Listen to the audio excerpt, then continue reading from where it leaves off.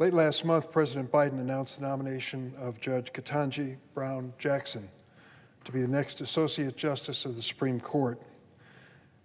As I said the day her nomination was announced, it's hard to think of a better jurist to replace a highly regarded Justice Stephen Breyer. Over the past 10 days, we've all had a chance to learn about her record. And last week, I met with her in my office. I'd like to share what impressed me the most about her. First, her breadth of experience. Graduate of Harvard Law School, she's worked in private legal practice. She served as a federal public defender and served on the United States Sentencing Commission. She's clerked at every level of the federal judiciary. For Judge Patty Saris on the District of Massachusetts, Judge Bruce Selya on the First Circuit, and Justice Breyer on the Supreme Court. That's an amazing resume. She went on to serve as a federal district court judge, currently sits on the D.C. Circuit, often regarded as the second highest court in the land. And once confirmed, she'll be only the second current Supreme Court justice with experience as a trial court judge.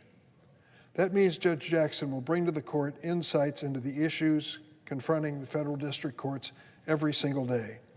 And these same questions often make it to the Supreme Court for final review.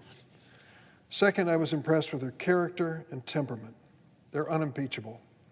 During our conversation last week, we spoke about her family, her daughters, her upbringing, and the highlights of her career. I particularly enjoyed one story, which she's told before, about a letter that her daughter wrote to President Obama a few years ago. In it, she asked the president to appoint her mother to the Supreme Court. While it may have taken a bit longer than Judge Jackson's daughter anticipated, I can only imagine how proud she is today. My conversation with Judge Jackson also made clear that she has the exact temperament we need on the court. She's personable, humble, approachable. That last attribute is particularly important for a Supreme Court justice. The Supreme Court should not be shrouded in secrecy and mystery.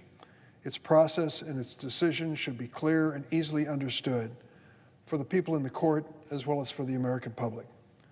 With Judge Jackson on the court, we can trust that will be true. Third, Judge Jackson is clearly within the judicial mainstream. She has a record of even-handedness and impartiality, guided by the Constitution, the law, and the facts of the case. She's not a partisan or an ideologue. She's independent in her thinking, and she will maintain the court's proper role. Don't take my word for it. Judges and lawyers from across the political spectrum have said the same thing. Consider the support Judge Jackson enjoys from David Levy, who was appointed by President George H.W. Bush to serve on the Eastern District of California. He wrote to the committee and he said, "A Supreme Court nominee must be neutral, nonpartisan, exercise self-restraint, model civility, and approach each case with an open mind and with the determination to reach as just, wise, and correct a result as possible." And he concluded, "Based on what I know of Judge Jackson, I believe she's been that kind of judge and will be that kind of justice." I could not agree more. Often I've seen my colleagues on the other side of the aisle and their initial reaction to the Judge Jackson, have said, "Well, I want to know more about her judicial philosophy." Certainly they can draw their own conclusions, but I hope that they'll read what David Levy had to say, as well as other conservative jurists. Sadly, Judge Jackson has already been subject to a number of baseless attacks, so let's set the record straight. First, she's drawn criticism for refusing to comment when asked whether the Supreme Court should remain at its current size. Well, Judge Jackson's exactly right not to offer an opinion. As a nominee to the Supreme Court and a sitting judge on the D.C. Circuit, it would be totally inappropriate for her to opine on a public policy decision that only we can make in Congress. Indeed, Judge Jackson's handling of this question mirrors the approach taken by Justice Amy Coney Barrett just a few months back when she was nominated to the court. At her hearing, when then Judge Barrett was asked about the size of the court, she responded, and I quote Justice Barrett, "It's a question left open to Congress, and that if there were a specific constitutional question about the court's size, she could not opine on it." Judge Jackson also has faced offensive questions from figures on the far right about her qualifications. This past Wednesday, Fox News talking head Tucker Carlson demanded that President Biden produce Judge Jackson's score on the LSAT exam.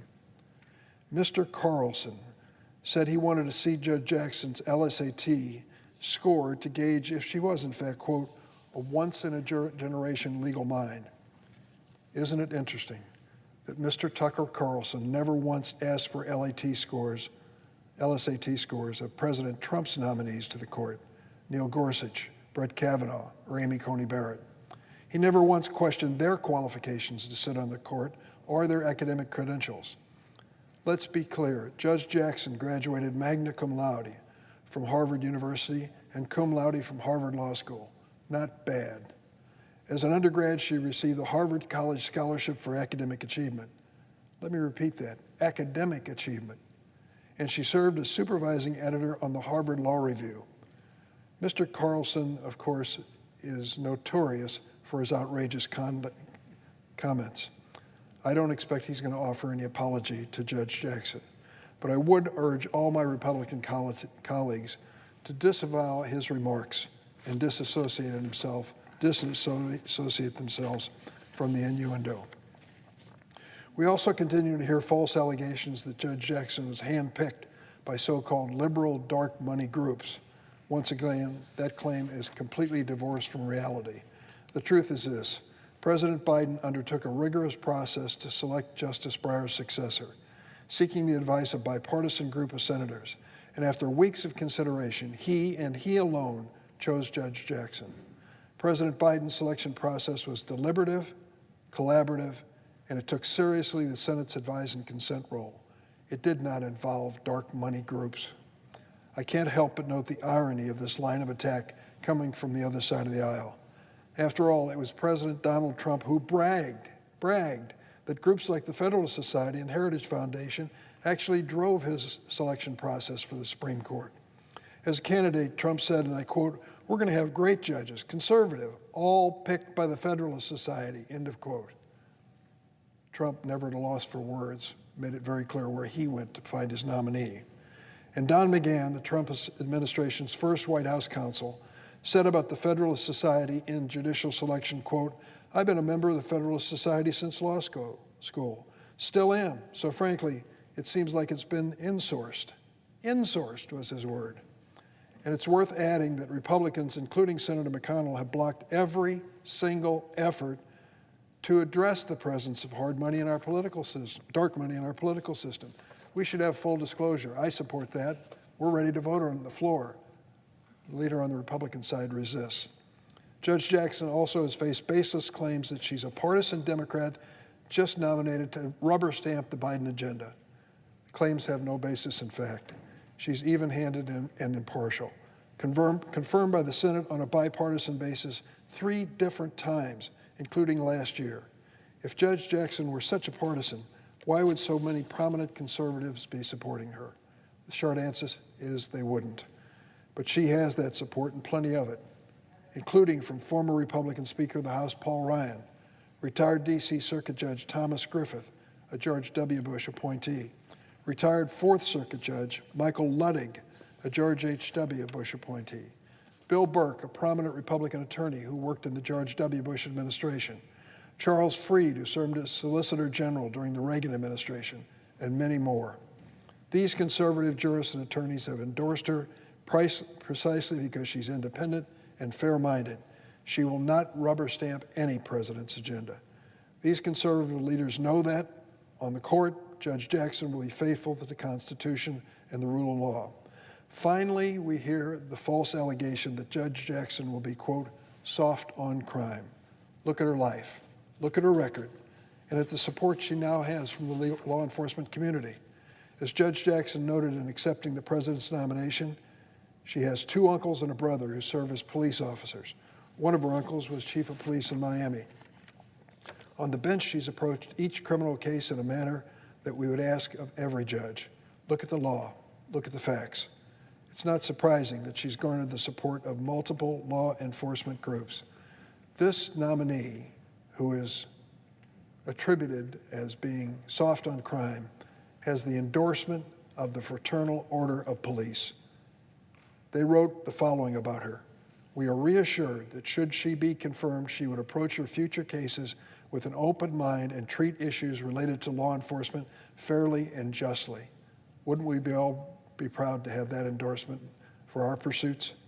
Superintendent David Brown of the Chicago Police Department wrote, I have no doubt that if confirmed, Judge Ketanji Brown Jackson's appointment will make history by adding a powerful, moderate, informed voice to the highest court of the land. As senators and the American people continue to learn more about Judge Jackson and her amazing record, I hope and expect they'll reach the same conclusion that leaders have reached all across America's political spectrum. Judge Jackson will be a strong, fair, principled, even-handed, and impartial Supreme Court justice. In closing, let me say that we have scheduled the hearings in our Judiciary Committee to begin on March 21st.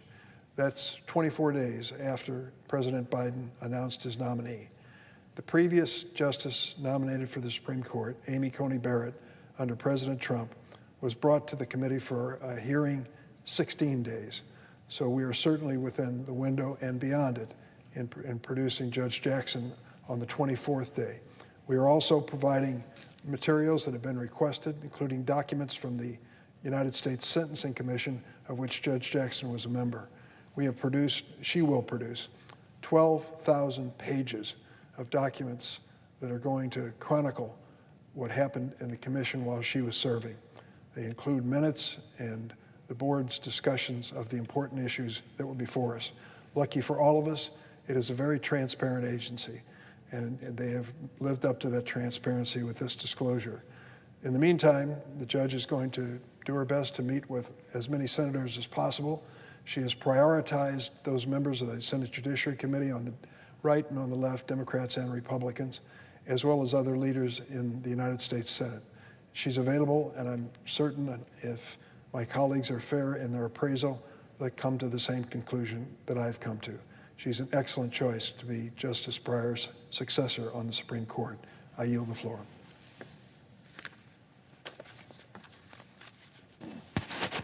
Madam President.